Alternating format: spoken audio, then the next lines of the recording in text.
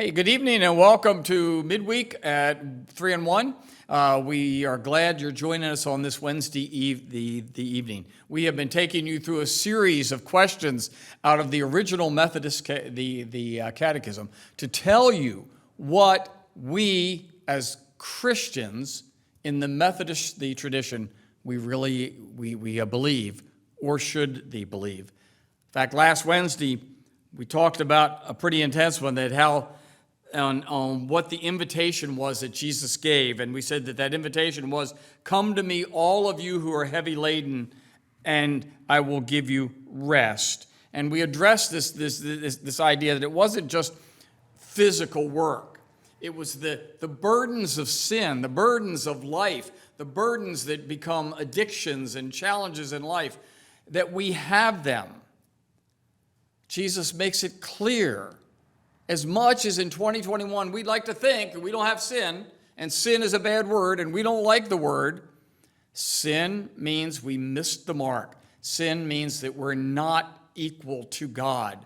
We don't do those things. So tonight, question 17 in the Catechism, it says it's really about what we need to believe. See, because if we've missed the mark for last week, and it's open to all.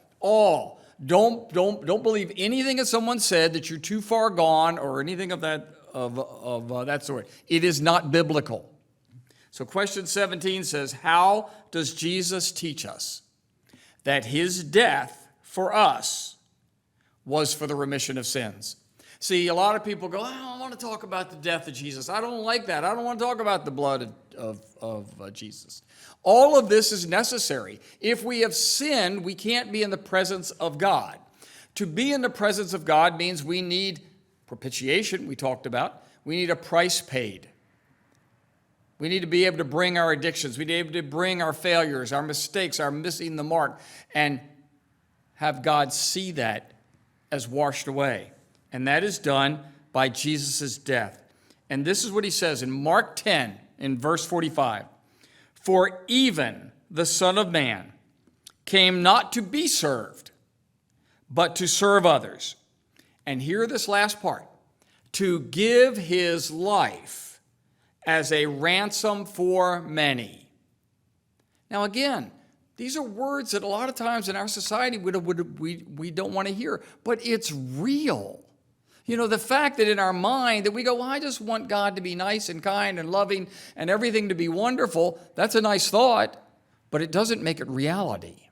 The reality is that Jesus is teaching us that his death was for the remission of sins. That is the only reason he died. Not because Pilate was a mean guy, not because the Sanhedrin was a corrupt. In fact, he goes on in Matthew 26, if we go to another gospel, in Matthew chapter 26 and verse 28, we read, for this is my blood, which confirms the covenant, the new covenant, between God and his people.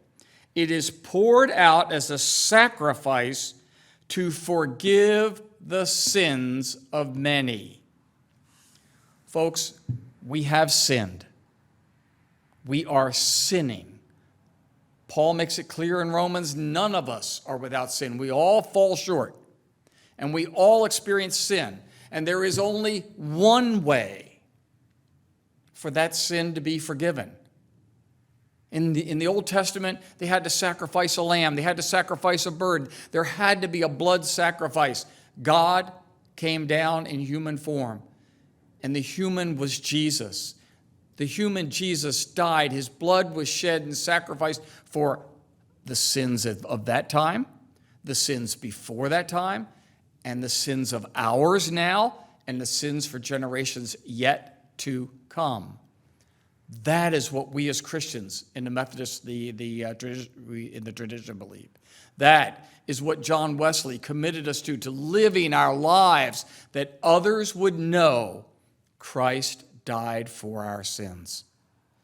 And that is the one way to peace through the power of the cross. That is where we are on question 17. That's where we are on this Wednesday night, is acknowledging that Jesus died for you and for me and generations yet to come. That is an important cornerstone.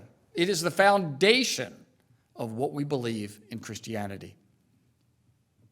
Hope to see you next week when we tune in and we'll continue our catechism. We'll probably continue our catechism right up until Advent, and then in Advent we'll have a special get ready for Christmas time, and we hope you continue to join us. Wednesday nights here, you're obviously here now. On Friday night on Facebook Live on the 3-in-1, we have a prayer and share at 7:30.